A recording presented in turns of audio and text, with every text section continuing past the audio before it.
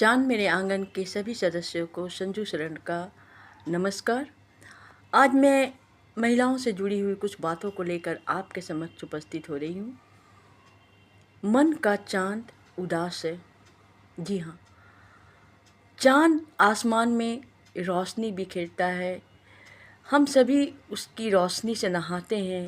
वैसे आजकल हम लोग अपार्टमेंट में रहते हैं तो चाँद की दीदार भी बहुत मुश्किल से होता है। जो पूरे आसमान पर चाँद रहता है उसका भी दीदार बहुत मुश्किल से होता है, क्योंकि हम प्रकृति से दूर हैं। और प्रकृति से दूर हैं इसी वजह से हम हमारे अंदर जो संवेदनाएं हैं, मन की जो फीलिंग है, वो भी अब धीरे धीरे ख़त्म हो रहा है। खैर, मैं जो अपने विषय पे आई हूँ कि मन का चाँद।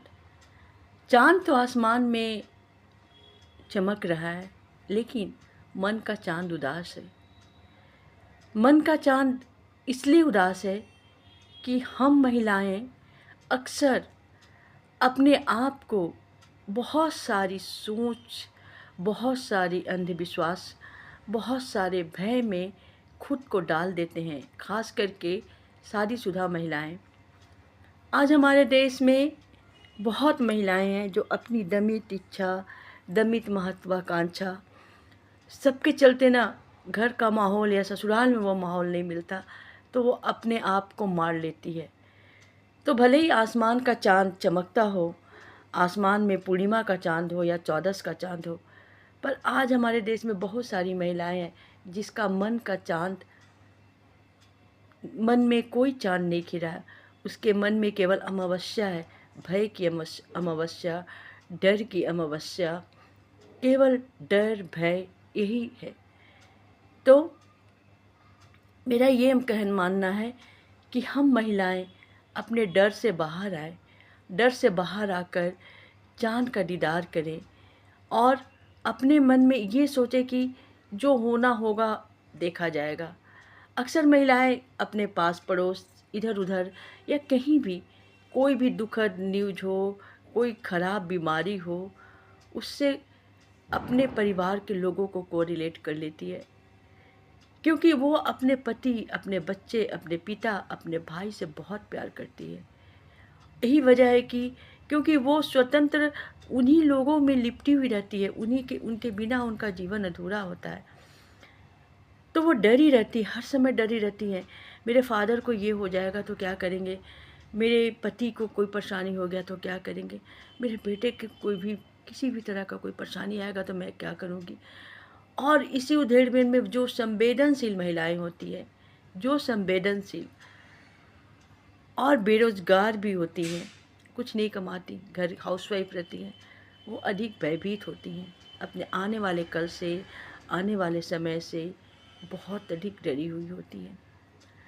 और डर एक मानसिक प्रक्रिया है जो एक दिन में नहीं पनपता। ये धीरे धीरे बचपन से ग्रो करते करते एक समय भय का अति हो जाता है, जहाँ इंसान हर समय भयग्रस्त होता है। क्योंकि महिलाएं अपनी बहुत सी बातें अपने पति को भी नहीं बता सकती। पति हैं, वो कहेंगे कि ये आदमी सही है तो इससे मिलेंगे, ये लोग गलत है तो इनसे नहीं मिलना है। हम वहीं जाएंगे जहाँ पर पति की मर्जी हो, जहाँ वो खुश हो। पर महिलाएं अगर चाहेंगी उसी जगह को जाने के लिए, अगर पहले महिलाएं बोलेंगी क्या जाओगी वहाँ, क्या रखा है, ये सब बकवास है, महिला अपने आप को घुटा लेती है। क्योंकि हर एक तरह की महिलाएं होती है। कोई काफ़ी झगड़ालू होती है जो हर बात को मनवा लेती है, कोई मैच्योर होती है जो समझा बुझा के मनवाती है, लेकिन कोई ऐसी है जो अपने सामने वालों को दुखी नहीं करना चाहती है। और उसके अंदर एक आत्मसम्मान का भाव होता है। क्यों हम अपने खुशी के लिए बार बार थोड़ी सी खुशी की चाहत के लिए बार बार हम जलील हों। भले ही वो जलील करता ना करता हो, लेकिन महिला अक्सर ये सोचने लगती है। बस वो अपने आप को घर गृहस्थी, रसोई या फिर इधर उधर, या आजकल जैसे महिलाएं अपने कलम चलाती है, फेसबुक पर रह गए तो फेसबुक पे कुछ डालती हैं। महिलाएं केवल शरीर से नहीं प्रताड़ित होती है ना, महिलाएं दहेज से भी प्रताड़ित होती है। महिलाओं का जो मानसिक शोषण होता है, क्योंकि अगर कोई पुरुष या कोई भी महिला पुरुष दोनों को कहते हैं, अगर वो कहते हैं कि अहम ब्रह्मामि, मैं ही ब्रह्म हूँ, मैं जो कह रहा हूँ सच कह रहा हूँ, तो वहाँ पर या तो पुरुष भी टूटता है। मैंने बहुत पुरुष को टूटते हुए देखा है, बिखरते हुए देखा है, मैंने महिलाओं को भी देखा है। तो मैं यही कहना चाहूँगी कि आसमान में कभी बादल भी आते हैं तो चाँद ढक जाता है, पर मन के चाँद को हमेशा उजास रखें, मन में चाँद हमेशा चमकता रहे। अगर हमारा मन टूट जाएगा तो हम टूट जाएंगे, और हम टूट जाएंगे तो हम एक मानसिक रोगी हो जाएंगे। इसीलिए मैं सभी से कहती हूँ, सभी महिलाएं या पुरुष सभी से, टूटे नहीं लड़ें। कहना मुश्किल है, मतलब करना मुश्किल है, पर मैं यही कहना चाहूँगी। और मैं सभी से प्लीज़ रिक्वेस्ट करती हूँ, आप सब मेरे चैनल को लाइक और सब्सक्राइब भी कीजिए। आप ही लोग के बदौलत हम हैं। जय हिंद, जय भारत।